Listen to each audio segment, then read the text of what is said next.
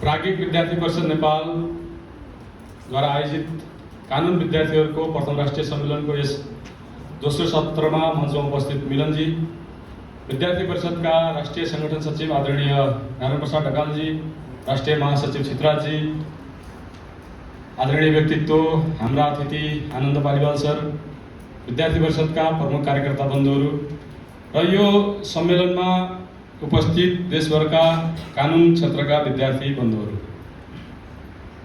स्वाभाविक रूपमा हामी केही अघिदेखि यो 2 दिनको सम्मेलनका लागि हामी यहाँ उपस्थित छौँ।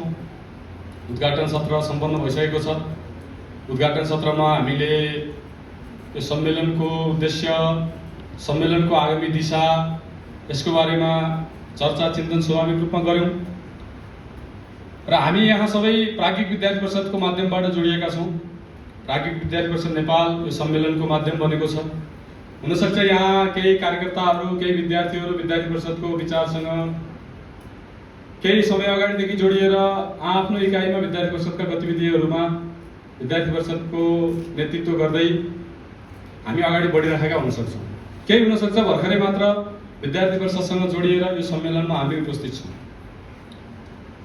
र विद्यार्थी परिषदको बारेमा हामीले सुन्यौँ। 2052 सालदेखि विद्यार्थी परिषद निरन्तर समाजमा, शिक्षा क्षेत्रमा देशभरि काम गर्दैछ।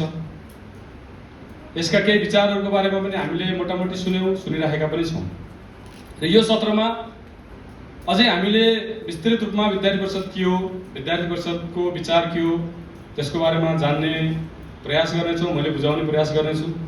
स्वाभाविक रूपमा समाजमा कुनै पनि सङ्गठन खडा हुन्छ भने त्यसको पछाडि एउटा निश्चित उद्देश्य हुन्छ, निश्चित लक्ष्य हुन्छ र त्यो सङ्गठनले एउटा निश्चित विचार पनि बोकेको हुन्छ। किनकि कुनै पनि हामी जब लक्ष्य लिएर हिँड्छौँ, लक्ष्य प्राप्तिका लागि जब हामी एउटा समूह सङ्गठन निर्माण गर्दैछौँ भने ती समग्र सङ्गठनमा आबद्ध रहेर, सङ्गठनमा जोडिएर अगाडि बढ्ने कार्यकर्ताहरूलाई एउटा निश्चित दिशा दिन, सबैको विचार, सबैको चिन्तन, सबैको कार्यमा एकरूपताका लागि एउटा निश्चित विचारको, एउटा दर्शनको हामीले चाहिँ विकास गरेका हुन्छौँ र विद्यार्थी परिषद पनि एउटा निश्चित दर्शन र विचारलाई लिएर निरन्तर काम गर्दैछ। हामीले भनिरहेका छौँ आज यो देशलाई राम्रो बनाउनु छ, देशलाई परम वैभवपूर्णको स्थितिमा लिएर जानु छ। हामी भन्छौँ आज यो देशमा राम्रा मान्छे भएनन्, अघि पनि आयो विषय, सबै कुरा हामीसँग छ तर यो देशमा राम्रा व्यक्तिहरूको, असल व्यक्तिहरूको चाहिँ अभाव छ। त्यसर्थ विद्यार्थी परिषदले त्यही व्यक्ति निर्माणका लागि निरन्तर काम गर्दैछ भन्दैछ। त्यसकारणले जब हामी नेपालको समृद्धिको कुरा गर्दैछौँ, नेपालको सकारात्मक परिवर्तनको कुरा गर्दैछौँ र देशको त्यो पुनर्निर्माणको चिन्तन गर्दैछौँ भने त्यसका लागि आधारभूत तत्त्वहरू के हुन् त, त्यसका बारेमा हामीले चाहिँ जान्नु आवश्यक छ। जब हामी नेपालको बारेमा चिन्तन गर्छौँ, जब हामी नेपाललाई बुझ्ने प्रयास गर्छौँ, नेपाल के हो भनेर चाहिँ जब हामी चिन्ने प्रयास गर्छौँ भने नेपाललाई हामीले अनेकौँ नामले चाहिँ चिन्दै आइरहेका छौँ। हामीले नेपाललाई ज्ञान भूमिको रूपमा चिन्यौँ किनकि यो देशमा ज्ञान परम्पराको विकासका लागि अनेकौँ साधु सन्तहरूले, अनेकौँ ऋषि महर्षिहरूले चाहिँ यहाँ बसेर त्यो ज्ञानको अभ्यास गरे, साधना गरे। हामीले राजर्षि जनकको नाम सुन्छौँ, याज्ञवल्क्यको नाम सुन्छौँ, गार्गी, मैत्रेयी, विद्यापति, पाणिनि, जसले दुनियाँलाई व्याकरणको चाहिँ सिद्धान्त यही देशमा, यही देशको भूमिमा बसेर चाहिँ व्याकरणको चाहिँ त्यो सिद्धान्तको चाहिँ प्रतिपादन गरेर दुनियाँलाई दिए। यस्ता अनेकौँ जब ती विद्वानहरूको, ती विदुषीहरूको जब हामी चर्चा गर्छौँ अनि यो देशलाई हामीले ज्ञान भूमिको रूपमा चाहिँ चिन्ने प्रयास गर्छौँ र चिनिरहेका छौँ। हामी शान्ति भूमि, यो देशलाई शान्ति भूमिको रूपमा हामी चिन्दै आइरहेका छौँ किनकि यो देशको भूमिमा गौतम बुद्ध, जसले दुनियाँमा शान्ति, अहिंसा, सत्यता, मानवता जस्ता विचारहरू चिन्तन दिए, दुनियाँलाई शान्तिको चाहिँ मार्गमा अगाडि बढ्नका लागि त्यो प्रेरणा दिए, एउटा चाहिँ बाटो, मार्ग प्रशस्त गरे। त्यसकारणले हामीले यो भूमिलाई शान्ति भूमि भनेर चाहिँ चिनिरहेका छौँ। हामी यो भूमिलाई देवभूमि भन्छौँ। पशुपतिनाथको कुरा हामी गर्छौँ, मुक्तिनाथको कुरा गर्छौँ। हामी पूर्वदेखि पाथिभरा मातादेखि लिएर चाहिँ कुरा गर्दै गर्दै गर्दै गयौँ भने सुदूर पश्चिममा त्रिपुरा सुन्दरी, शैलेश्वरी, बडीमालिका, अनेकौँ त्यस्ता तीर्थस्थलहरू, देवस्थलहरूको चाहिँ हामी चर्चा गर्छौँ, चिन्तन गर्छौँ, उपासना गर्छौँ, साधना गर्छौँ। त्यसकारणले यो भूमिलाई हामीले देवभूमिको रूपमा चाहिँ निरन्तर चिन्दै आइरहेका छौँ। साथसाथै हामीले यो देशलाई वीरभूमिको रूपमा चाहिँ चिन्दै आयौँ। किनकि हाम्रा ती पुर्खाहरूले यो देशको स्वाभिमान, यो देशको सुरक्षाको लागि आफ्नो जीवन समर्पण गरे। दुनियाँमा त्यो वीरताको चाहिँ प्रदर्शन गरे। चाहे पृथ्वीनारायण शाहको चाहिँ कुरा हामीले गरौँ, बलभद्र, अमरसिंह, भीमसेन, भक्ति थापा, पासाङ लामु शेर्पा, यस्ता अनेकौं वीर योद्धाहरूले, वीराङ्गनाहरूले यो देशमा त्यो साधना गरे। यो देशको सुरक्षाका लागि, यो देशको एकीकरणका लागि, यो देशको स्वाभिमानका लागि त्यो इमानदारिताका साथ उनीहरूले चाहिँ आफ्नो जीवन यो राष्ट्रका लागि चाहिँ उत्सर्ग गरे।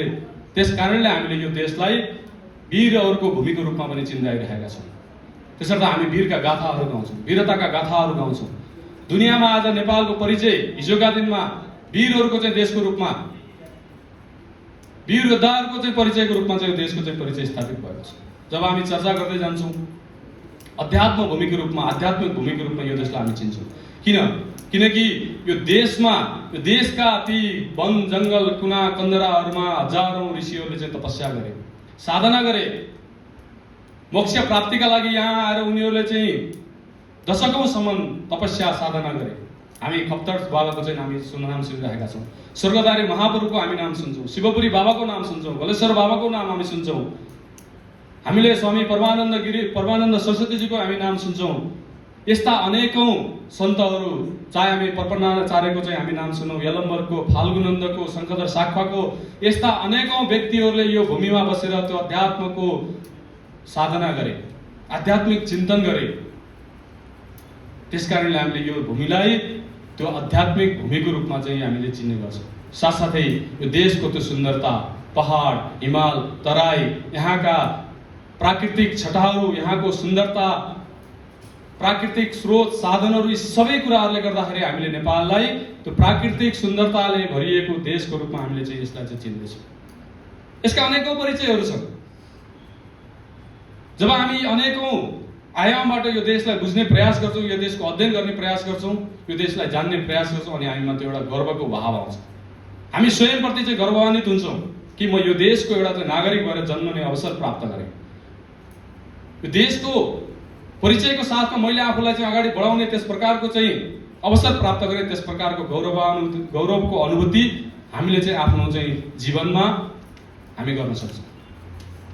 साथसाथै जब हामी यो देशको विचारको कुरा गर्छौँ, जब यो देशको चिन्तनको कुरा गर्छौँ, अनि यहाँ अनेकौं प्रकारका ती विचारहरू, अनेकौं प्रकारका ती चिन्तनहरूको बारेमा हामी चर्चा गर्छौँ। किनकि यो राष्ट्रमा स्वाभाविक रूपमा, राष्ट्रमा जब हामी भौगोलिक इकाइको कुरा गर्छौँ, भूगोलको कुरा गर्छौँ, सिमानाको कुरा गर्छौँ, त्यहाँको न्याय व्यवस्था, त्यहाँको कानुन, त्यहाँको चाहिँ सिद्धान्त, त्यहाँ भएका चाहिँ संविधानको कुरा, त्यहाँको जनसङ्ख्या, राज्य प्रणालीका कुराहरू हामी जब गर्छौँ भने त्यो देशको एउटा आत्मा पनि हुन्छ, त्यो राष्ट्रको एउटा आत्मतत्व हुन्छ, जसलाई हामीले चाहिँ चेतना, चित्ती, चैतन्य, अनेकौं नामले हामीले चाहिँ त्यसलाई चाहिँ चिन्ने गर्छौँ, जसको आधारमा कुनै पनि राष्ट्र निरन्तर जीवित रहन्छ, जसको आफ्नै पहिचान रहन्छ, अस्तित्व रहन्छ। त्यसर्थ जब यो देशको त्यो विचार, त्यो चिन्तन, त्यो आत्मतत्वको चाहिँ जब हामी कुरा गर्छौँ, त्यो हाम्रो बीच विचार। त्यसर्थ हामीले यो देशमा अनेकौं विषयहरूको बारेमा हामी चर्चा गर्छौँ। यो देशले दुनियाँलाई चाहिँ के विचार दियो, यो देशको विचारको बारेमा जब हामी चर्चा गर्छौँ भने यो देशको विचार के हो?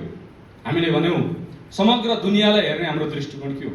हामीले भन्यौँ वसुधैव कुटुम्बकम, यो हाम्रो चाहिँ दृष्टिकोण हो। विश्वलाई परिवारको रूपमा हेर्ने, विश्व एउटा परिवार हो, विश्वका सम्पूर्ण नागरिकहरू चाहिँ कुटुम्ब हुन्, आफ्ना मान्छे हुन्, हाम्रा मान्छे हुन्, यो हाम्रो चिन्तन हो, यो हाम्रो दृष्टिकोण हो। त्यो दृष्टिकोण र त्यो विचार यो देशको भूमिको विचार। हामीले भन्यौँ हामीले चाहिँ समग्र प्राणीहरूलाई चाहिँ कस्तो दृष्टिकोणले हेर्ने? हामीले भन्यौँ सर्वे भवन्तु सुखिनः सर्वे सन्तु निरामय, समग्र प्राणीहरूप्रति हेर्ने दृष्टिकोण हाम्रो विचार हो, चिन्तन हो। अर्थात् सबै सुखी रहनुपर्छ, सबै निरोगी हुनुपर्छ, सबैले आफ्नो आफ्नो अस्तित्वमा बाँच्न पाउनुपर्छ, सबैले सम्मानपूर्वक जीवन यापन गर्न पाउनुपर्छ, उसका आधारभूत आवश्यकताहरूको पूर्तिका लागि चाहिँ उसका लागि त्यो निश्चित व्यवस्था हुनुपर्छ। त्यस प्रकारको चिन्तन, त्यो विचार यो देशको, यो माटोको विचार। त्यसर्थ जब हामी अगाडि बढ्छौँ, शिक्षाको बारेमा हाम्रो दृष्टिकोण के हो? विद्या, जब शिक्षाको हामी कुरा गर्छौँ, हामीले भन्यौँ विद्या ददाति विनयम्। हामीले चाहिँ विद्याबाट, शिक्षाबाट के को अपेक्षा गरौँ? विनयताको अपेक्षा गरौँ। विनयात याति पात्रता। हामी आज असल व्यक्ति निर्माणको कुरा गर्दैछौँ, चरित्रवान, नैतिकवान, इमानदार व्यक्तिको चाहिँ निर्माणको कुरा गर्दैछौँ भने हाम्रो चाहिँ विचारले, यो देशको चाहिँ विचारले के भन्यो? विद्याले व्यक्तिमा त्यो पात्रता, त्यो असल व्यक्ति निर्माणका लागि चाहिँ विद्याले काम गर्छ। जब पात्रता ठिक हुन्छ, असल व्यक्ति ठिक हुन्छ, पात्रता धनमाप्नोति, त्यो असल पात्रले, असल व्यक्तिले धन प्राप्त गर्छ। त्यसका लागि अलग अलग बाटाहरूले चाहिँ तयार गर्छ। धना धर्मस तत सुखम। त्यसपछि मात्र जुन हामीले चाहिँ सुखको कल्पना गरेका छौँ त्यो धनको माध्यमबाट, त्यो धर्म आधारित धन, त्यो इमानदारिताको आधारमा प्राप्त गरेको धनको आधारमा नै मान्छेलाई चाहिँ सुख प्राप्त हुन्छ। त्यो हाम्रो विद्याको, त्यो हाम्रो शिक्षाको परिकल्पना हो। त्यसर्थ शिक्षा मात्र आर्थिक उपार्जनका लागि, धन कमाउनका लागि मात्र शिक्षा होइन। शिक्षा त व्यक्तिको सर्वाङ्गीण विकासका लागि, व्यक्तिमा त्यो संस्कार, व्यक्तिमा त्यो चिन्तन, व्यक्तिमा त्यो जीवन दृष्टिकोणको विकासका लागि चाहिँ शिक्षाको उद्देश्य। त्यसर्थ त्यो दृष्टिकोण, त्यो विचार यो माटोको विचार। त्यसर्थ हिजोका हाम्रो चाहिँ प्राचीन शिक्षा पद्धतिहरू, शिक्षा प्रणालीहरूको बारेमा हेऱ्यौँ भने मात्र सर्टिफिकेटका लागि मात्र नभएर त्यो व्यवहारिक ज्ञानका लागि, जीवन उपयोगी कुराहरूको लागि, समग्रता आफ्नो बारेमा सोच्दै गर्दाखेरि त्यो वसुधैव कुटुम्बकमको चिन्तन लिएर काम गर्न सक्ने, सर्वे भवन्तु सुखिनको चिन्तनका साथ समाजमा काम गर्न सक्ने, त्यस प्रकारको व्यक्ति निर्माणका लागि चाहिँ शिक्षाले चाहिँ काम गर्यो। यो हाम्रो दृष्टिकोण, हाम्रो विचार, हाम्रो समाजको दृष्टिकोण। प्रकृतिलाई हेर्ने हाम्रो दृष्टिकोण के हो? हामीले भन्यो माता भूमि पुत्र पृथ्वी, यो हाम्रो दृष्टिकोण। अर्थात् यो पृथ्वी, यो प्रकृति भनेको हाम्रो माता हुन्, आमा हुन्, हामी यसका सन्तति हौँ। त्यसर्थ मेरो यो भूमिप्रति, यो जमिन, जङ्गल, वायु, समग्र पञ्चतत्त्वहरूप्रति मेरो चाहिँ त्यो दृष्टिकोण छ, मेरो भूमिका छ। यसको सुरक्षा, यसको संरक्षण, यसको सम्वर्धनका लागि चाहिँ मेरो चाहिँ जिम्मेवारी छ। त्यस प्रकारको चिन्तन। आज दुनियाँमा ग्लोबल वार्मिङको समस्या छ, क्लाइमेट चेन्जको चाहिँ हामी चिन्तन गर्दैछौँ। दुनियाँमा पर्यावरण रक्षाका लागि चाहिँ अनेकौँ प्रकारका चाहिँ सेमिनार र सम्मेलन हुँदैछन्, तर हामीले हजारौँ वर्ष अगाडिदेखि चाहिँ जङ्गल संरक्षणका लागि, जलका स्रोतहरूको संरक्षणका लागि, समग्र प्रकृतिमा भएका ती तत्त्वहरूको संरक्षणका लागि निरन्तर त्यो विचार र त्यो चिन्तन, त्यो दृष्टिकोण दिने प्रयास गर्यो। यो हाम्रो दृष्टिकोण र विचार। महिलाहरूप्रति हेर्ने दृष्टिकोण हाम्रो के हो? हामीले भन्यौँ यत्र नार्यस्तु पूज्यन्ते रमन्ते तत्र देवता। जहाँ नारीहरूको पूजा हुन्छ त्यहाँ मात्र देवताहरू रमाउन सक्छन्। त्यसकारण नारीहरूको पूजा गर, सम्मान गर, सम्मानपूर्वक चाहिँ समाजमा उनीहरूलाई चाहिँ अगाडि बढ्ने त्यस प्रकारको चाहिँ वातावरण निर्माण गर। यो हाम्रो दृष्टिकोण। मातृवत परधार्येषु, सम्पूर्ण स्त्रीहरूलाई आमा समानको व्यवहार गर, दिदीबहिनीको चाहिँ व्यवहार गर, त्यस प्रकारको चाहिँ वातावरण समाजमा निर्माण गर। यो हाम्रो महिलाहरूप्रति हेर्ने दृष्टिकोण। त्यसर्थ हामीले चाहिँ महिलाहरूलाई चाहिँ पूजा गर्न सिकायौँ, चाहे त्यो सरस्वतीको रूपमा, लक्ष्मीको रूपमा, दुर्गाको रूपमा, शक्ति, विद्या, धन, सबै कुराहरूको बारेमा चाहिँ त्यस प्रकारको अपेक्षा गर्दै महिलाहरूलाई सबैभन्दा माथि उच्च स्थानमा राखेर उनीहरूको चाहिँ सम्मानका लागि चाहिँ काम गर्ने, यो हाम्रो दृष्टिकोण, यो हाम्रो विचार। जब हामी अर्काको धनको बारेमा हामी सोच्दैछौँ भने परद्रव्येषु लोष्टवत्, अर्काको धन भनेको माटो समान हो, त्यसकारणले अर्काको धनप्रति तिमी कुनै पनि अपेक्षा नरह। आज दुनियाँमा भ्रष्टाचार बढ्दैछ समाजमा। अर्काको धन, अर्काको सम्पन्नता, वैभवता, यी सबै कुरालाई हेरेर चाहिँ उसमा चाहिँ त्यो अपेक्षा बढ्दैछ। तर हाम्रो दृष्टिकोणले, हाम्रो विचारले के भन्यो? अर्काको धन भनेको त माटो समान हो, त्यसर्थ अर्काको धनप्रति, अर्काको धनबाट कुनै पनि त्यस प्रकारको चाहिँ अपेक्षा तिमी नगर। यो हाम्रो जीवन दृष्टिकोण। हामीले भन्यौँ तेन त्यक्तेन भुञ्जिता मा गृहीत कस्य शुद्धनम। तिमीलाई जति आवश्यक छ जीवनमा त्यति मात्र तिमी आर्जन गर, त्यति मात्र तिमी उपभोग गर, र त्यसबाट बचेको कुरा अर्काको चाहिँ उपकारका लागि, अर्काका लागि चाहिँ तिमी सदुपयोग गर, अर्काका लागि चाहिँ तिमी चाहिँ उपलब्ध गराऊ। यो हाम्रो दृष्टिकोण। त्यसकारणले गर्दाखेरि जब हामी यस्ता अनेकौँ प्रकारका विचारको बारेमा हामी चिन्तन गर्छौँ, हाम्रो पुण्य र धर्मलाई हेर्ने हाम्रो विचार दृष्टिकोण के हो? आज हामी धर्मका कुरा गर्छौँ, पुण्यका कुरा गर्छौँ। हाम्रो विचारले, यो समाजको, यो राष्ट्रको विचारले के भन्यो? परोपकार पुण्याय। पुण्यका लागि परोपकार गर, अर्काको सेवा गर, अर्काको हितका लागि काम गर, त्यसैमा तिम्रो पुण्य छ, त्यसैमा तिम्रो भलाइ छ, कल्याण छ। यो हाम्रो जीवन दृष्टि हो, यो हाम्रो विचार। सेवा हि परमो धर्म। हामीले धर्मलाई के भन्यौँ? सेवा गर, त्यसैमा धर्म छ। धर्मप्रति हेर्ने दृष्टिकोण हाम्रो यो, पुण्यप्रति हेर्ने हाम्रो दृष्टिकोण यो, मानवप्रति हेर्ने दृष्टिकोण के हो? अमृतस्य पुत्र। हामी सबै के हौँ? हामी ईश्वरका सन्तति हौँ। यो हाम्रो दृष्टिकोण हो, यो हाम्रो विचार। अर्थात् यो देशका ती हाम्रा ऋषि महर्षिहरूले, यो देशका ती महापुरुषहरूले हिजोका दिनमा यो राष्ट्र निर्माणका लागि जुन प्रकारको विचार लिएर काम गरेका थिए, यो देशको त्यो संस्कृति, यो देशको त्यो भाषा, यहाँको जीवन पद्धति, यहाँका ती समग्र मूल्य र मान्यताहरूको आधारमा यो देश निरन्तर अगाडि बढिरहेको थियो।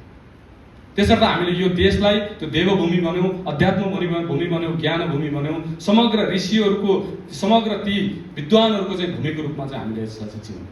यो भूमि योगको भूमि हो, यो भूमि आयुर्वेदको भूमि हो, त्यसर्थ यो देशको परिचयको बारेमा जब हामी चिन्तन गर्छौँ भने यस्ता अनेकौं उदाहरणहरू हामी दिन सक्छौँ।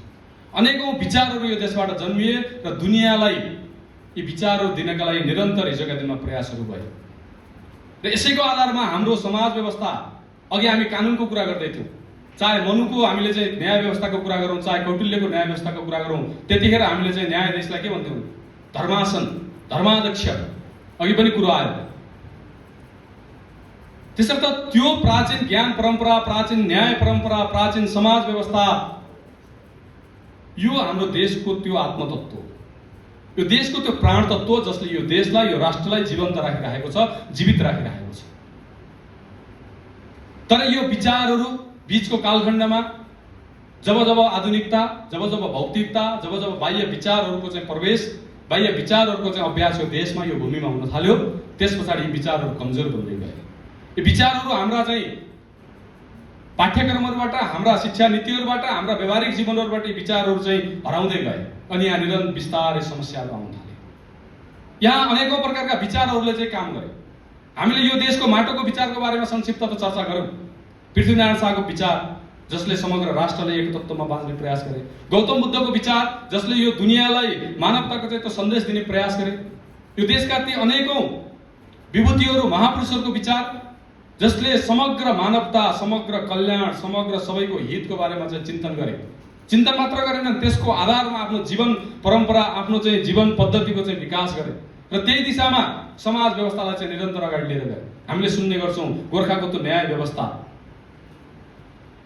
अनेकौं यस्ता उदाहरणहरू हामीले चाहिँ तपाईको चाहिँ यो देशमा यहाँ चाहिँ त्यो प्रकारको चाहिँ अभ्यास गर्यो। तर यो देशमा केही विचारहरू बाहिरबाट आए।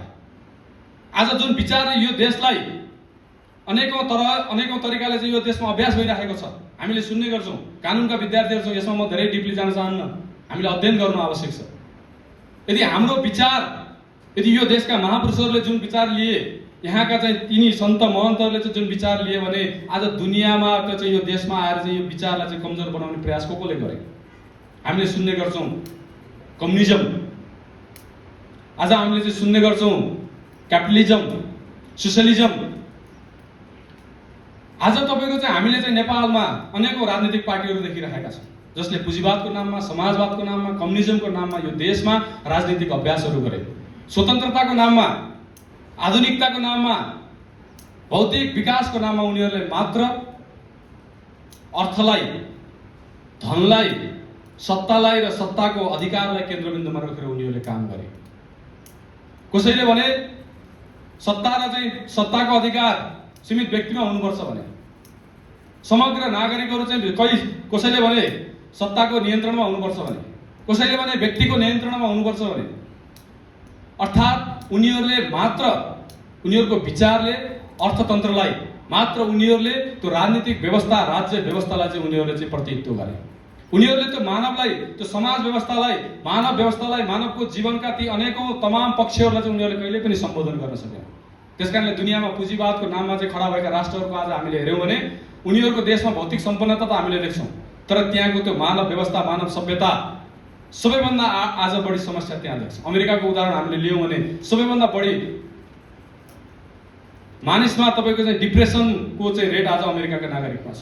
सबैभन्दा बढी सुसाइडको केस हामीले हेऱ्यौँ भने अझ सबैभन्दा बढी अमेरिकामा हामी सुसाइडको केसहरू भेट्दैछौँ। भनेको त्यहाँको समाज व्यवस्था, त्यहाँको जीवन व्यवस्थालाई हामी अध्ययन गर्न सक्छौँ। आज कम्युनिस्टहरू जसले वर्ग सङ्घर्षको नाममा दुनियाँमा चाहिँ सङ्घर्ष खडा गरे, हिंसाको माध्यमबाट, हत्याको माध्यमबाट अर्कालाई चाहिँ अर्काको हत्या गरेर सङ्घर्ष गरेर दुनियाँमा परिवर्तन आउन सक्छ, साम्यवाद आउन सक्छ, एकरूपता हुन सक्छ, त्यस प्रकारको चिन्तन कार्ल मार्क्सले जब चिन्तन गरे, दुनियाँमा रसिया जस्ता चाहिँ तपाईँको चाहिँ देश खडा गरे, चाइनामा अभ्यास भए, अनेकौं देशमा चाहिँ अभ्यास भए, तर आज ती देशहरूको चाहिँ अवस्था हामीले हेर्न सक्छौँ। नेपालमा पनि केही त्यस प्रकारका चाहिँ विचारहरूले विगत केही समयदेखि काम गर्दैछ। हजारौं मान्छेहरू चाहिँ मारिए, शोषक र शोषितको नाममा, धनी र गरिबका नाममा, वर्ग सङ्घर्ष, हत्याको माध्यमबाट, बन्दुकको नालबाट चाहिँ परिवर्तन हुन्छ भन्ने विचारहरूले यो देशमा पनि अभ्यास गरे। तर आज हामी कुन अवस्थामा छौँ हामीले चाहिँ अध्ययन गर्न सक्छौँ। त्यो सबै प्रकारका अभ्यासहरू हामीले गर्यौँ। 2007 सालबाट प्रजातन्त्रको चाहिँ अभ्यास भयो, प्रजातान्त्रिक शक्तिहरूले अभ्यास गरे, वर्ग सङ्घर्षको माध्यमबाट चाहिँ सकारात्मक परिवर्तन आउँछ भन्ने विचारहरूले पनि यहाँ अभ्यास गरे, हामीले हेर्न सक्छौँ। आज हामी कुन अवस्थामा छौँ? त्यसकारणले यस्ता विचारहरू जब यो देशमा प्रवेश गरे अनि हामीले यो देशको त्यो मूल तत्त्वलाई चाहिँ भुल्दै गयौँ। देशको त्यो मूल चाहिँ विचारलाई चाहिँ हामीले चाहिँ पछाडि पार्दै गयौँ। त्यसकारणले आज हामी अनेकौं प्रकारका समस्या देख्दैछौँ। यो देशमा केही राजनीतिक विचारहरूको साथसाथमा केही सांप्रदायिक विचारहरूले पनि यो देशमा काम गर्दछ। त्यसको बारेमा पनि हामीले चाहिँ पढ्नु जान्नु आवश्यक छ। आज सेवाको नाममा समाजमा धर्मान्तरको ठुलो प्रयास हुँदैछ। आज हाम्रो कानुनले, संविधानले कुनै पनि व्यक्तिको आस्था, कुनै पनि व्यक्तिको चाहिँ श्रद्धा, कुनै पनि व्यक्तिको चाहिँ धर्म र विश्वासमाथि चाहिँ कसैले पनि आक्रमण गर्न पाउँदैन। स्पष्ट रूपमा कानुनले, संविधानले तोकेको छ। आज समाजमा कानुनको, संविधानको विपरीत गएर गाउँ गाउँका सोझा साझा नागरिकहरूलाई लोभ, लालच, प्रलोभन दिएर चाहिँ उनीहरूको चाहिँ आस्था र चाहिँ विश्वासलाई चाहिँ परिवर्तन गर्ने काममा ठुलो शक्ति लाग्दैछ, जसलाई हामीले चाहिँ इसाई विचार, क्रिस्चियनिटीको नाम हामी संज्ञा दिन सक्छौँ। जसले म मात्रै राम्रो, मेरा भगवान मात्रै राम्रो हुन्, मेरो विचार मात्रै राम्रो, अरू सबै खराब हुन्, अर्थात् म मात्रै ठिक अरू सबै बेकार भन्ने एकाङ्की विचारलाई लिएर उसले काम गर्दैछ। अर्को विचार चाहिँ इस्लामिक विचार, जसले मोहम्मद पैगम्बर, कुरान, अल्लाह सबै ठिक हुन्, अरू सबै काफिर हुन्, अरू सबै बेकार हुन्, काफिरको कत्लेआम गर्नुपर्छ, यस्ता अनेकौं विचार काम गर्दछ। आज लव जिहादको हामी चाहिँ समाजमा ठुलो समस्या देखिरहेका छौँ। भनेको अर्थात् यी विचारहरूले हामी मात्रै ठिक हौँ, अरू सबै बेकार हुन्। जसले मलाई मान्छ त्यो व्यक्तिको उद्धार हुन सक्छ, जसले मसँग चाहिँ उसले साथ दिन्छ त्यो व्यक्ति चाहिँ ठिक हुन सक्छ, अरू सब बेकार हो। अर्थात् समाजमा त्यो डिभाइड गर्ने, समाजलाई तपाईँको चाहिँ विभाजन गर्ने चिन्तनको आधारमा केही विचारहरूले यो देशमा चाहिँ काम गरिरहेका छन्। त्यसका सयौं उदाहरणको बारेमा हामी चिन्तन गर्न सक्छौँ। त्यसर्थ जब यस्ता चाहिँ विचारहरूले यो देशमा, शिक्षामा, यो देशको राजनीतिक व्यवस्थामा, यो देशको आर्थिक व्यवस्थामा, यो देशको समाज व्यवस्थामा यस्ता विचारहरूको प्रवेश हुँदै गयो अनि हामीले समग्र समाजलाई आफ्नो मान्ने विचार, समग्र दुनियाँलाई चाहिँ आफ्नो मान्ने विचार कमजोर बन्दै गयो। त्यसकारणले हाम्रो समाजमा नैतिक मूल्यको ह्रास भयो। त्यसर्थ हामीले समाजमा समस्या देखिरहेका छौँ। समाजमा अनेकौं प्रकारका चुनौतीहरू हामीले देखिरहेका छौँ। त्यसर्थ हामी शिक्षामा सकारात्मक परिवर्तनको चाहिँ चिन्तन हामी गरिरहेका छौँ। हामीले चाहिँ शिक्षामा हामीले खोजे जस्तो चाहिँ व्यवस्था भएन हामी चिन्तन गर्दैछौँ। हाम्रो आर्थिक प्रणालीमा चाहिँ कुराहरू भएन हामी चिन्तन गर्दैछौँ। हाम्रो राजनीतिक व्यवस्थामा चाहिँ समस्याहरू आए हामीले चाहिँ त्यहाँनिर बसेर चाहिँ चिन्तन गर्दैछौँ। त्यसको पछाडिको कारण आज जुन प्रकारका चाहिँ विचारहरू यो देशमा चाहिँ स्थापित भए, जुन विचारले यो देशका युवाहरूलाई चाहिँ दिशा दिने काम गरे, जुन विचारले यो देशका युवाहरूलाई चाहिँ डिभाइड गरेर मात्र सत्ता प्राप्तिका लागि, मात्र व्यक्तिको निहित स्वार्थका लागि चाहिँ युवाहरूको चाहिँ शक्तिलाई चाहिँ दुरुपयोग गर्ने काम गरे, त्यस कारणले यहाँनिर समस्या भयो। जुन विचारहरूले यो देशका महापुरुषहरूले गाली गर्न सिकाए, जुन विचारले यो देशका पृथ्वीनारायण शाहका र यो देश बनाउने ती राष्ट्र निर्माताहरूलाई चाहिँ शैतान भन्न सिकाए, यो उनीहरूलाई चाहिँ राष्ट्रघाती भन्न सिकाए र ती हजारौं शालिगहरू चाहिँ तोड्न सिकाए, त्यस कारणले यो देशमा अनेकौं प्रकारका चाहिँ समस्याहरू भए। जसले यो देशका पृथ्वीनारायण शाहलाई, गौतम बुद्धलाई आफ्नो आदर्श मान्न छोडेर 7 समुद्र पारीका कार्ल मार्क्स, लेनिन, माओ, स्टालिन उनीहरूले चाहिँ आदर्श व्यक्ति मानेर चाहिँ यो देशमा राजनीति गर्नका लागि चाहिँ युवाहरूलाई प्रेरित गर्न थाले। त्यस पछाडि यो देशमा चाहिँ अनेकौं प्रकारका चाहिँ समस्याहरूको प्रारम्भ त्यहाँबाट भयो। त्यसर्थ आज हामी यो देशको समस्या भोगिरहेका छौँ। देशमा हामीले चाहिँ त्यो सङ्कटको अवस्था देखिरहेका छौँ। किनकि यो देशको तमाम नागरिकले यो देशको विचारलाई आफ्नो विचार हामीले मान्ने प्रयास गरेनौँ। हामीलाई त्यस प्रकारको वातावरण दिएन। गौतम बुद्धले दिएको त्यो विचार, पृथ्वीनारायण शाहले दिएको त्यो विचार, यो देशका अनेकौं ती राष्ट्र विभूतिहरूले दिएको विचारलाई हामीले हाम्रो विचार मानेर, उनीहरूलाई चाहिँ आदर्श मानेर उनीहरूको चाहिँ पथमा अगाडि बढ्ने त्यस प्रकारको चिन्तन हामीले चाहिँ कसैले पनि दिएन। त्यसर्थ हामी उनीहरूलाई गाली गर्न थाल्यौँ। त्यसर्थ हामीले 7 समुद्र पारीका विचारलाई आफ्नो चाहिँ विचार मान्न थाल्यौँ, 7 समुद्र पारीका महापुरुषहरूलाई चाहिँ आफ्नो आदर्श मान्न थाल्यौँ। त्यसर्थ यहाँनिर आजको समस्या हो। त्यस कारणले विद्यार्थी परिषदले भन्यो, यदि यो देशलाई सही दिशामा लिएर जानु छ भने हामीले यही विचारलाई चाहिँ आफ्नो वैचारिक अधिष्ठान मानेर, यही विचारलाई आफ्नो चाहिँ कार्यको चाहिँ आधार मानेर चाहिँ हामीले काम गर्नु आवश्यक छ। त्यसर्थ यो विचारलाई हामीले चाहिँ आफ्नो चाहिँ कार्यको आधार मान्यौँ। आज हामी सबैलाई जीवनमा सुख प्राप्तिका लागि हामी काम गर्दैछौँ, हामी पढ्दैछौँ, अध्ययन गर्दैछौँ, हामी चाहिँ जीवनमा केही बन्ने सङ्कल्प गर्दैछौँ। बनिसके पछाडि धनो अर्थ उपार्जनको माध्यमबाट चाहिँ सुखको प्राप्तिको हामी कल्पना गरिरहेका छौँ। तर त्यो सुखको परिकल्पना के हो? केलाई सुख मान्ने हामीले? मात्र शारीरिक सुखलाई सुख मान्ने, मात्र त्यो मनको शान्ति, मनले चाहिँ अपेक्षा गरेको कुराहरूको चाहिँ पूर्तिका लागि सुख मान्ने, अथवा चाहिँ त्यो बौद्धिक सम्पन्नताका लागि चाहिँ सुख मान्ने, अथवा त्यहाँबाट माथि उठेर त्यो आत्मिक आनन्द जुन आत्मसन्तुष्टि हामी भन्छौँ, त्यस प्रकारको आत्मसन्तुष्टिको माध्यमबाट प्राप्त हुने सुखलाई चाहिँ सुख मान्ने। त्यसर्थ हाम्रो विचारले त्यो आत्मिक सन्तुष्टि र आत्मिक सुखलाई चाहिँ अन्तिम सुख हामीले मान्यौँ। त्यसर्थ त्यो सुख केबाट प्राप्त हुन्छ?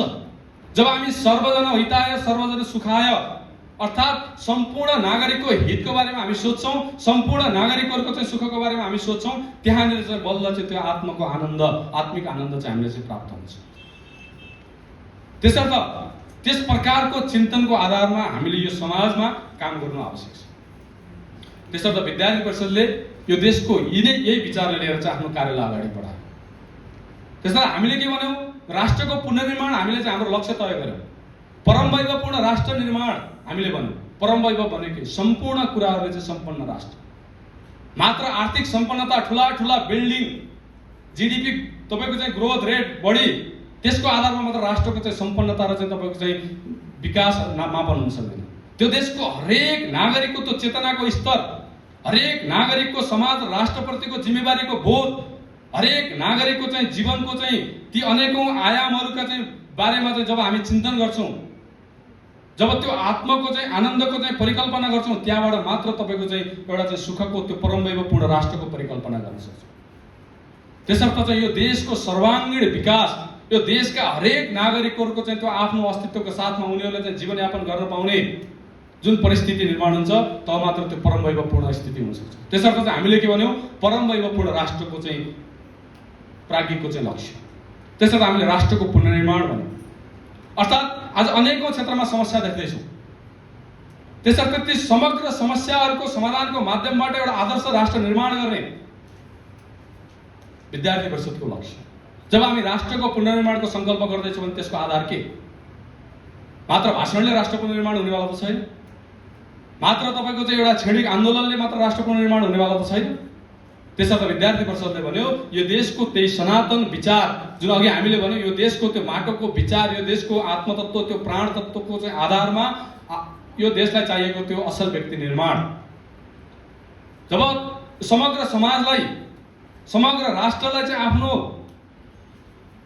तपाईँको चाहिँ जिम्मेवारी मानेर काम गर्ने त्यस प्रकारको एउटा जिम्मेवार नागरिक समाजमा तयार हुन्छ, तब मात्र त्यो राष्ट्र पुनर्निर्माणको चाहिँ परिकल्पना अथवा चाहिँ राष्ट्र पुनर्निर्माणको चाहिँ प्रक्रिया अगाडि बढ्छ। त्यसर्थ हामीले के भन्यौँ? असल, चरित्रवान, नैतिकवान, इमानदार व्यक्तिहरूको निर्माणको माध्यमबाट मात्रै यो राष्ट्रको पुनर्निर्माण सम्भव छ।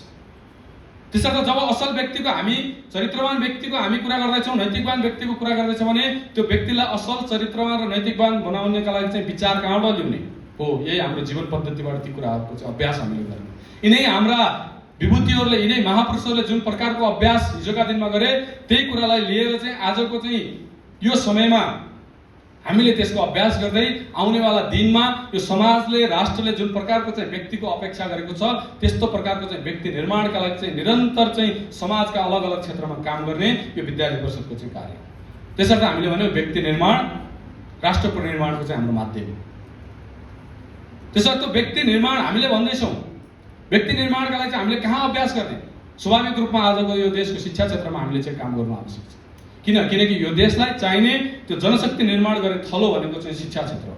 त्यसर्थ विद्यार्थी परिषदले आफ्नो कार्यको थलो शिक्षा क्षेत्र बनायो। क्याम्पस विश्वविद्यालयमा पढ्ने विद्यार्थीहरूलाई चाहिँ सङ्गठित गर्ने, क्याम्पस विश्वविद्यालयमा पढाउने शिक्षकहरूलाई चाहिँ सङ्गठित गर्ने, शिक्षाविदहरूलाई सङ्गठित गर्ने, यो तीनटा समूहलाई चाहिँ एकसाथ सङ्गठित गर्दै यो तीनटा समूहको चाहिँ सामूहिक प्रयासको माध्यमबाट शिक्षा क्षेत्रमा विभिन्न किसिमका रचनात्मक कार्यक्रमहरूको माध्यमबाट, गतिविधिहरूको माध्यमबाट, प्रशिक्षणहरूको माध्यमबाट, त्यहाँ क्याम्पस विश्वविद्यालयभित्र सृजनात्मक गतिविधिहरूको माध्यमबाट एउटा व्यक्तिको सर्वाङ्गीण विकासको माध्यमबाट उसमा आफ्नो बारेमा चिन्तन गर्दै गर्दै गर्दै यो समाज र राष्ट्रको बारेमा पनि चिन्तन गर्न सक्ने, आफ्नो जिम्मेवारी निर्वाह गर्दै गर्दै समाज र राष्ट्रको पनि जिम्मेवारी निर्वाह गर्न सक्ने त्यस प्रकारको योग्य व्यक्ति निर्माण गर्ने विद्यार्थी परिषदको चाहिँ लक्ष्य हो।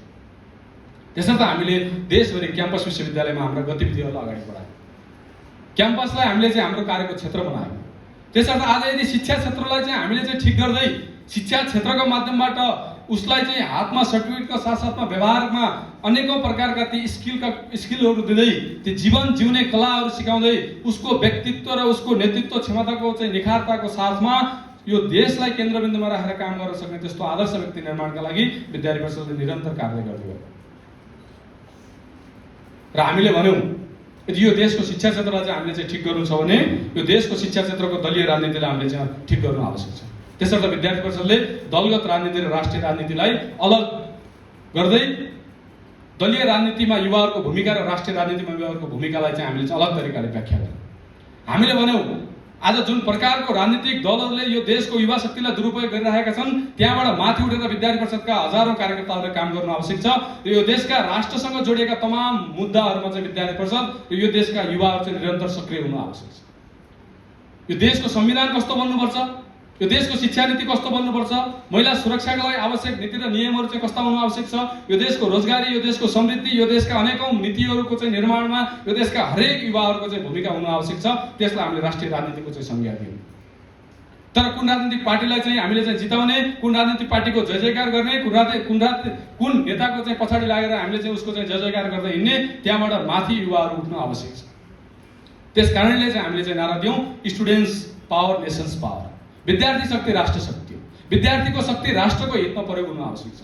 हो, स्वाभाविक रूपमा यो देशका राष्ट्रको सकारात्मक पक्षहरू, राष्ट्रको हित र अहितसँग जोडेका त्यस्ता तमाम मुद्दाहरूमा चाहिँ समाजमा बहस हुनु आवश्यक छ, विमर्श हुनु आवश्यक छ, चर्चा हुनु आवश्यक छ।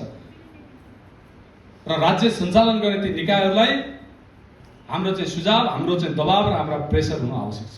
त्यसकारणले विद्यार्थी परिषदले विद्यार्थी शक्ति भनेको त्यो दलगत राजनीतिको प्रभावबाट माथि उठेर राष्ट्रिय राजनीतिका तमाम मुद्दाहरूमा चाहिँ हामीले सक्रिय हुनु आवश्यक छ।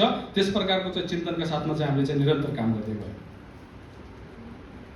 त्यसर्थ जब हामी समाजमा निरन्तर काम गर्दै जाँदाखेरि जुन प्रकारको चाहिँ परिस्थिति देख्दैछौँ, शिक्षा क्षेत्रमा समस्या देख्दैछौँ, अनेकौं क्षेत्रमा समस्या देख्दैछौँ, जब +2 मा जोडिएर आफ्नो उच्च शिक्षाको प्राप्तिको साथसाथमा जब हामी समाजका अनेकौं आयामहरूको बारेमा चिन्तन गर्दा यो देशको इतिहास, यो देशको भूगोल, यो देशको राजनीति, आर्थिक, सामाजिक तमाम विषयहरूको बारेमा हामी चिन्तन गर्दै चर्चा गर्दै जब समग्र राष्ट्रको बारेमा एउटा सकारात्मक दृष्टिकोण बोकेर हामी समाजका अनेकौं जीवनका समाज जीवनमा चाहिँ गएर हामी काम गर्छौं, नेतृत्व लिने हामी प्रयास गर्छौं र त्यहाँ बसेर जब हामी यो देशलाई पहिलो प्राथमिकतामा राखेर काम गर्ने हामी संकल्प गर्छौं तब मात्र यो देशमा सकारात्मक परिवर्तनको प्रक्रिया सुरु हुन्छ। त्यसकारणले हामीले भन्यौं राष्ट्र प्रथम हाम्रो विचार। आज म जे गर्दैछु म राष्ट्रका लागि गर्दैछु, आज म जे पढ्दैछु त्यो राष्ट्रका लागि पढ्दैछु र मैले गर्ने हरेक गतिविधिले, मैले गर्ने हरेक क्रियाकलापले यो राष्ट्रको हित र अहितलाई चाहिँ प्रतिनिधित्व गरेको छ। जब म राष्ट्रको बारेमा सकारात्मक सोच्छु, राष्ट्रको बारेमा सकारात्मक चिन्तन गर्छु, मेरो राष्ट्र पनि त्यही दिशामा अगाडि बढ्नेवाला छ। जब मैले गर्ने हरेक गतिविधिलाई मैले राष्ट्रको हित र अहितसँग जोडेर चाहिँ कार्य गर्ने प्रयास गर्छु, त्यसैको आधारमा यो देशको वर्तमान र भविष्य सुनिश्चित हुनेवाला छ। त्यसर्थ म जे गर्दैछु र यो राष्ट्रका लागि गर्दैछु। त्यसर्थ राष्ट्र प्रथम यो भाव, यो हाम्रो विचार। त्यसकारणले हामीले भन्यौं इदम राष्ट्राय इदम न मम। यो राष्ट्रका लागि हो, यो मेरो जीवन, मेरो संकल्प, मेरो चाहिँ लक्ष्य, मेरो चाहिँ सम्पूर्ण गतिविधि, मेरो यो जीवनको उद्देश्य भनेको राष्ट्रको लागि हो। यस प्रकारको चिन्तनको आधारमा आफ्नो जीवनको व्यवहारिक जीवनमा चाहिँ त्यस प्रकारको चाहिँ अभ्यास, यस प्रकारको दृष्टिकोणको विकासका लागि विद्यार्थी परिषदले निरन्तर काम गर्दैछ। त्यसकारणले आज समाजमा हामी देख्दैछौँ हामी भ्रष्टाचार बढ्यो त्यस प्रकारको चिन्तन गर्दैछौँ, तर त्यो भ्रष्टाचार बढ्नुमा चाहिँ को जिम्मेवार? आज समाजमा कानुन व्यवस्था, न्याय व्यवस्था ठिक भएन, त्यसका लागि हामी चिन्तन गर्दैछौँ, त्यसका लागि को जिम्मेवार? महिला सुरक्षाको बारेमा हामी चिन्तित छौँ, आज पर्यावरण प्रदूषणको बारेमा हामी चिन्तित छौँ। हरेक समस्याको पछाडिको कारण मात्र तपाईको चाहिँ सत्ता, मात्र सरकार र मात्र चाहिँ राज्य सञ्चालन गर्ने निकायहरू त्यसको जिम्मेवार हुन सक्दैन। देशको हरेक नागरिक त्यसको चाहिँ जिम्मेवार। त्यसकारणले यदि हामी हरेक नागरिक चाहिँ आफ्नो कर्तव्यप्रति जिम्मेवार बन्न सिक्छौं, हामीले अधिकारको साथसाथमा कर्तव्यको पालनाका लागि जब हामी निरन्तर चाहिँ आफ्नो जीवनमा त्यस प्रकारको चाहिँ अभ्यास गर्न थाल्छौं, तब मात्र समाजमा सामाजिक व्यवस्था ठिक हुन सक्छ। हामी समाजमा आज चाहिँ ट्राफिक नियम कसका डरले पालना गर्छौं? आज ट्राफिकको लागि हामी कानुन, ट्राफिक नियमहरू हामी कानुन ट्राफिकका लागि हामी पालना गर्छौं। त्यो मेरो जीवन रक्षाका लागि यो स्वाभाविक प्रक्रिया हो, त्यसका लागि चाहिँ हामी चाहिँ त्यस प्रकारको चाहिँ ती नियमहरू पालना गर्दैनौँ। यस्ता अनेकौं उदाहरणहरू हामी छन्। कानुनको डरले, दण्डको डरले हामीले चाहिँ समाज व्यवस्थाका चाहिँ ती नीति र नियमहरूको चाहिँ अभ्यास गर्दैछौँ। के त्यो हाम्रो स्वाभाविक जीवनमा चाहिँ अभ्यासमा आउनु आवश्यक छैन? के हरेक नागरिकको त्यस प्रकारको चाहिँ जिम्मेवारी होइन हो? यस प्रकारको जागरणका लागि चाहिँ समाजमा हामीले काम गर्नु आवश्यक छ। त्यसर्थ विद्यार्थी परिषदको कार्य भनेको त्यो समाज जागरणको कार्य, विद्यार्थी परिषदको कार्य भनेको त्यो समाजलाई सही दिशामा लिएर जाने कार्य अघि पनि आयो।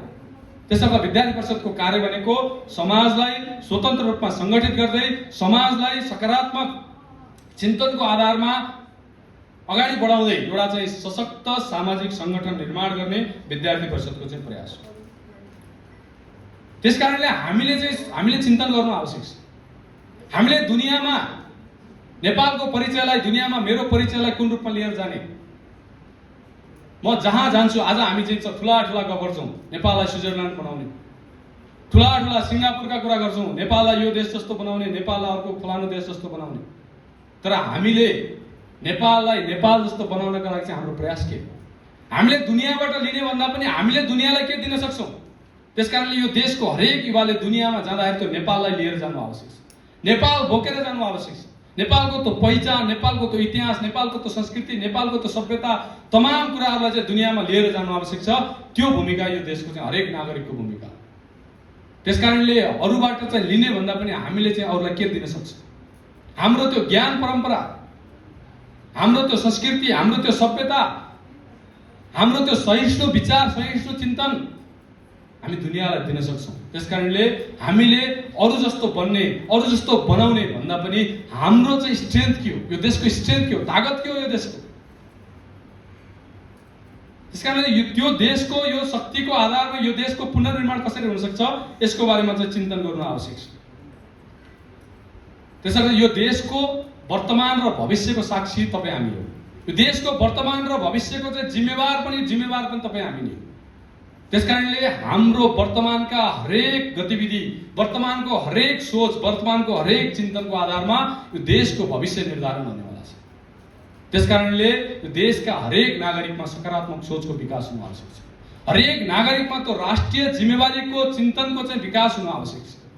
सबैले राष्ट्रलाई प्राथमिकतामा राखेर काम गर्ने त्यस प्रकारको चिन्तनमा चाहिँ निरन्तर काम गर्नुपर्ने आवश्यकता छ।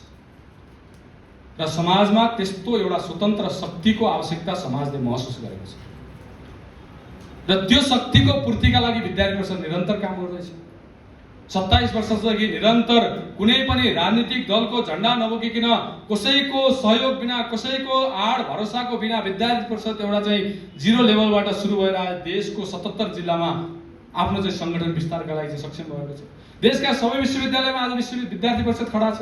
देशका 100 क्याम्पसहरूमा आज विद्यार्थी परिषद खडा छ र आज समग्र समाजलाई विद्यार्थी परिषदप्रति विश्वास छ। हामी सुन्दैछौँ मञ्चमा आएर चाहिँ व्यक्तिहरूले चाहिँ बोल्दै हुनुहुन्छ। आज यो देशका चाहे त्यो राजनीति गर्ने व्यक्ति हुन्, चाहे यो देशको प्रशासन चलाउने व्यक्ति हुन्, चाहे यो देशको सुरक्षा निकायको चाहिँ नेतृत्व गर्ने व्यक्ति हुन्, चाहे यो देशको शिक्षा क्षेत्रमा बसेर काम गर्ने व्यक्ति हुन्, हरेक व्यक्तिलाई चाहिँ सकारात्मक परिवर्तन चाहिएको छ। हरेक व्यक्तिलाई सकारात्मक तपाईँको चाहिँ एउटा नेतृत्वको चाहिँ अपेक्षा समाजमा छ र त्यो अपेक्षा र त्यो सकारात्मक परिवर्तनको भूमिकामा विद्यार्थी परिषद समाजमा खडा भएको छ। त्यसकारणले हामी सम्पूर्ण विद्यार्थीहरूले चाहिँ गर्व गर्नु आवश्यक छ। यो समयमा विद्यार्थी परिषदको कार्यकर्ताको रूपमा, विद्यार्थी परिषदको अङ्गको रूपमा, विद्यार्थी परिषदको यो निरन्तरको राष्ट्र पुनर्निर्माणको यात्रामा यात्रीको रूपमा म चाहिँ सहभागी भएर चाहिँ अगाडि बढ्ने चाहिँ त्यो शुभ अवसर प्राप्त गरेको छु। यो राष्ट्रको लागि मैले चाहिँ मेरो जीवनको केही समय यो राष्ट्रको सकारात्मक परिवर्तनका लागि मेरो पनि त्यस प्रकारको चाहिँ सकारात्मक योगदान मैले दिने चाहिँ त्यो अवसर मलाई प्राप्त भएको छ। त्यसप्रति सम्पूर्ण कार्यकर्ताहरूले गर्व गर्नु आवश्यक छ र हामीले गर्वका साथ यो समाजमा सकारात्मक बहस खडा गर्नु आवश्यक छ। समाजमा जुन प्रकारको नकारात्मकता छ, समाजमा जुन प्रकारको चिन्ता छ, त्योबाट माथि उठेर हामीले निरन्तर प्रयास गर्दै जाँदाखेरि यो देशको बारेमा सकारात्मक बहस, यो देशका समस्याहरूको बारेमा चाहिँ समाधानको बारेमा चाहिँ चिन्तन गर्दै जाँदाखेरि आउनेवाला समयमा तपाईँ हाम्रो यो पिँढीले, तपाईँ हाम्रो यस प्रकारको चाहिँ नेतृत्वले अथवा चाहिँ तपाईँ हामी समाजका विभिन्न क्षेत्रमा गएर काम गर्दै गर्दाखेरि र त्यहाँ बसेर हामीले चाहिँ निर्वाह गर्ने भूमिकाको आधारमा यो देशको चाहिँ भविष्य तय हुनेवाला छ। त्यसर्थ विद्यार्थी परिषदको यात्रा यो लामो यात्रा हो। विद्यार्थी परिषदको कार्य भनेको यो निरन्तर, अघि जसरी चाहिँ हाम्रो नारायणजीले बताउनु भयो, निरन्तर शालिग्राम जसरी कालीगण्डकी निरन्तर प्रवाहमान छिन्, त्यसरी नै विद्यार्थी परिषदको कार्य पनि निरन्तर आफ्नो लक्ष्यमा प्रवाहित छ। त्यो व्यक्ति निर्माणको यात्रामा निरन्तर प्रवाहित छ। व्यक्तिमा त्यो संस्कार र त्यो चरित्रको निर्माणको यात्रामा निरन्तर प्रवाहित छ। र आज समाजका विभिन्न क्षेत्रमा हामीले चाहिँ काम गर्नु आवश्यक छ। त्यसकारणले हामीले चाहिँ अघि पनि विषय आयो, आज विद्यार्थी परिषदले क्याम्पस विश्वविद्यालयमा अलग अलग चाहिँ फ्याकल्टीका विद्यार्थीहरूलाई चाहिँ मात्र लक्षित गरेर काम नगरिकन अनेकौं समाज जीवनका लागि आवश्यक पर्ने ती अनेकौं व्यक्तिहरू, अनेकौं तपाईँको चाहिँ आयाममा काम गर्नु आवश्यक छ। त्यसकारणले हामीले इन्जिनियरिङ क्षेत्रमा विद्यार्थी परिषदले निरन्तर गतिविधिको माध्यमबाट असल र चरित्रवान इन्जिनियर निर्माणका लागि काम गर्दैछ। आज डाक्टरमा अथवा चाहिँ मेडिकल कर्मचारीहरूमा हुनुपर्ने त्यो इथिक्स, त्यो मानवीय संवेदना, त्यो सामाजिक राष्ट्रिय चिन्तनको चाहिँ जुन अभाव, मात्र व्यावसायिकताको चाहिँ कुराहरू हामीले देखिरहेका छौँ, त्यहाँनिर चरित्रको चाहिँ अभाव हामीले देखिरहेका छौँ। त्यसलाई ठिक गर्नका लागि निरन्तर विद्यार्थी परिषद देशका मेडिकल कलेजहरूमा, मेडिकल क्षेत्रमा निरन्तर गतिविधि सञ्चालन गर्दै यो देशले अपेक्षा गरेको त्यो असल र इमान्दार चिकित्सक, इमान्दार स्वास्थ्यकर्मीहरू निर्माणका लागि विद्यार्थी परिषद निरन्तर काम गर्दैछ। चाहे यो देशको कृषि क्षेत्रको कुरा होस्, कृषि शिक्षालाई चाहिँ ठिक गर्दै कृषि क्षेत्रबाट चाहिँ उत्पादित व्यक्तिहरू यो देशलाई चाहिँ आधार मानेर चाहिँ कसरी काम गर्न सक्छन्। मिडिया क्षेत्रमा देखिएका चाहिँ समस्याहरूको चाहिँ समाधानका लागि चाहिँ मिडिया पढ्दै गरेका, जर्नलिजम पढ्दै गरेका विद्यार्थीहरूको चाहिँ विशेष गतिविधिको माध्यमबाट विद्यार्थी काम गर्दैछ। र यो देशको जुन जनजाति समुदाय छ, यो देशको जुन जनजाति समुदायको आफ्नो भाषा, आफ्नो संस्कृति, आफ्नो अस्तित्व र आफ्नो जुन पहिचान छ, यो पहिचान मेटाउनका लागि जुन प्रकारका षड्यन्त्रहरू यो समाजमा हुँदैछन्, जातीय पहिचानका नाममा उनीहरूको भाषामाथि आक्रमण गरिँदैछ, उनीहरूको संस्कृतिमाथि, सभ्यतामाथि आक्रमण गरिँदैछ। र त्यसलाई ठिक गर्नका लागि र यो देशको हरेक जातिको भाषा, यो देशको हरेक जातिको संस्कृति, यो देशको हरेक जातिको चाहिँ त्यो सभ्यता र पहिचानको संरक्षणका लागि चाहिँ निरन्तर काम गर्नुपर्छ। विद्यार्थी परिषदले त्यसर्थ चाहिँ नेपालको जनजाति क्षेत्रमा पढ्ने विद्यार्थीहरू, जनजाति क्षेत्रबाट चाहिँ प्रतिनिधित्व गर्ने विद्यार्थीहरूमा त्यो नेतृत्व निर्माणका लागि चाहिँ निरन्तर विद्यार्थी परिषदले त्यस क्षेत्रमा काम गर्दैछ, गतिविधि गर्दैछ। छात्राहरूमा त्यो स्वाभाविक रूपमा नेतृत्वको गुणको विकास कसरी हुन सक्छ, मात्र हामीले चाहिँ कोटाको आधारमा, प्रतिशतको आधारमा भागबढ नगर्ने भन्दा पनि त्यहाँबाट माथि उठेर चाहिँ स्वाभाविक रूपमा चाहिँ समग्र चाहिँ समाज, राष्ट्रको नेतृत्व गर्न सक्ने त्यस प्रकारको चाहिँ छात्र शक्ति, महिला शक्ति समाजमा कसरी निर्माण हुन सक्छ, त्यसका लागि विद्यार्थी परिषदले निरन्तर छात्रा सम्मेलन र छात्रा वर्गहरूको माध्यमबाट त्यो छात्रा नेतृत्व निर्माणका लागि निरन्तर काम गर्दैछ। यसर्थ यसरी अलग अलग आयामहरूको माध्यमबाट विद्यार्थी परिषदले निरन्तर समाज र राष्ट्रले अपेक्षा गरेको त्यो व्यक्ति निर्माणका लागि हामी प्रयासरत छौँ। र त्यसको रिजल्ट, त्यसको परिणाम पनि आज यो 27 वर्षको कालखण्डमा समाजमा हामीले देखिरहेका छौँ। विद्यार्थी परिषदबाट तयार भएका हजारौं कार्यकर्ताहरू समाज जीवनमा गएर अनेकौं प्रकारका काम गतिविधिहरू गर्दैछन्। विद्यार्थी परिषदमा जुन प्रकारको एउटा व्यक्ति निर्माणको माध्यमबाट समाजप्रतिको, राष्ट्रप्रतिको त्यो जो उत्तरदायित्वको भाव, जुन सेवाको भाव, संवेदनाको भाव विद्यार्थी परिषदले निरन्तर दियो। अनेकौं सामाजिक संस्थाहरूको माध्यमबाट सेवा कार्यमा विद्यार्थी परिषदका पूर्व कार्यकर्ताहरू निरन्तर सक्रिय छन्। यसरी विद्यार्थी परिषदको यो प्लेटफर्मबाट यो समाज र राष्ट्रका लागि आवश्यक पर्ने अनेकौं आयामका लागि, अनेकौं निकायका लागि आवश्यक पर्ने व्यक्ति निर्माणका लागि चाहिँ निरन्तर विद्यार्थी परिषद अगाडि बढिरहेको छ। र यो यात्रा अझै हामीले चाहिँ अगाडि बढाउनु आवश्यक छ। लामो यात्रा तय गर्नु आवश्यक छ। जीवनको कालखण्डमा हामी सबैले संकल्प गर्नु आवश्यक छ।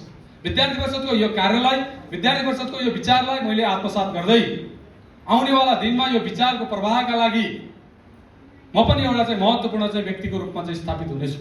मैले पनि त्यो महत्त्वपूर्ण जिम्मेवारी निर्वाह गर्दै यो विचारलाई चाहिँ आफ्नो चाहिँ जीवनमा लिएर जानेछु। यस प्रकारको संकल्पका साथ हामीले चाहिँ अगाडि बढ्नु आवश्यक छ। र यो कानुन क्षेत्रको चाहिँ जुन आज सम्मेलनमा हामी छौँ, यसको उद्देश्य पनि त्यही हो। आउनेवाला दिनमा हामीले चाहिँ कानुन क्षेत्रलाई, न्याय व्यवस्थालाई, न्याय प्रणालीलाई कुन विचारको आधारमा, कुन चिन्तनको आधारमा खडा गर्ने। अघि नै पनि हाम्रो चाहिँ ज्ञानेश्वर सरले भन्नुभयो, आज जुन प्रकारको विचार, जुन आज पश्चिमीकरणको जुन विचारको, जुन चिन्तनको प्रभाव हामीले चाहिँ हाम्रा चाहिँ पाठ्यक्रममा, हाम्रा चाहिँ नीतिहरूमा देखिरहेका छौँ। त्यसकारणले यहाँको न्याय व्यवस्था, यहाँको शिक्षा व्यवस्था, यहाँको आर्थिक विकासका कुराहरू, यहाँको समाज व्यवस्था, राजनीतिक व्यवस्था, हरेक कुराहरूको चाहिँ केन्द्रबिन्दु यो देश बन्नु आवश्यक छ। यो हरेकको केन्द्रबिन्दु, विचारको केन्द्रबिन्दु यो देशको हाम्रो त्यो सनातन विचार चाहिँ बन्नु आवश्यक छ। यो देशका महापुरुषहरूको विचार, यो देशका यी अनेकौं नीतिहरूको चाहिँ केन्द्रबिन्दु बन्नु आवश्यक छ। त्यसर्थ विद्यार्थी परिषदले भन्यो, यो देशको माटो सुहाउँदो शिक्षाको कुरा विद्यार्थी परिषदले गर्यो। पर्यावरण युक्त, पर्यावरण मैत्री विकासका कुराहरू, पर्यावरण मैत्री विकासको मोडलका कुराहरू विद्यार्थी परिषदले निरन्तर गर्यो। यसरी आज विद्यार्थी परिषदले समाजमा नीति निर्माणमा पटक पटक सरकारलाई, सरकारका चाहिँ अलग अलग अङ्गलाई, निकायहरूलाई सुझाव दिँदै नीतिगत परिवर्तनका लागि विद्यार्थी परिषद निरन्तर काम गर्दैछ। र समाजमा जागरणका लागि अनेकौं आन्दोलनहरू, अनेकौं अभियानहरूको माध्यमबाट सकारात्मक परिवर्तनका लागि विद्यार्थी परिषद काम गर्दैछ। त्यसर्थ विद्यार्थी परिषदले के भन्यो? विद्यार्थी शक्ति भनेको राष्ट्र शक्ति हो। त्यसर्थ हामीले यो शक्तिलाई राष्ट्रको हितमा प्रयोग गर्नु आवश्यक छ। त्यसर्थ हामीले भन्यौ स्टुडेन्ट युथ फर नेसन, युवा भनेको राष्ट्रका लागि हो। त्यसर्थ हामीले के भन्यौ? विद्यार्थी राष्ट्रका लागि विद्यार्थी परिषद, सेवा कार्यका लागि विद्यार्थी परिषद हामीले भन्यौ। र निरन्तर सेवा कार्यमा आज विद्यार्थी परिषदका हजारौं सयौं कार्यकर्ताहरू निरन्तर कार्यरत छन्। चाहे त्यो भूकम्पको बेला होस्, चाहे त्यो कोरोनाको बेला होस्, चाहे मधेसमा आएको बाढीको चाहिँ समस्या होस्, पहाडमा आएका चाहिँ पहिरोका चाहिँ समस्याहरू हुन्, त्यो समयमा विद्यार्थी परिषदले युवाहरूमा त्यो सेवाको भाव जागृत गरेर निरन्तर चाहिँ काममा चाहिँ अगाडि बढ्यो। महिला सुरक्षा र सम्मानका लागि विद्यार्थी परिषद हामीले भन्यौँ। त्यसर्थ मिसन साहसी जस्ता अभियानहरूको माध्यमबाट महिलाहरूको आत्मसुरक्षा र आत्मस्वाभिमानका लागि विद्यार्थी परिषद निरन्तर काम गर्दैछ।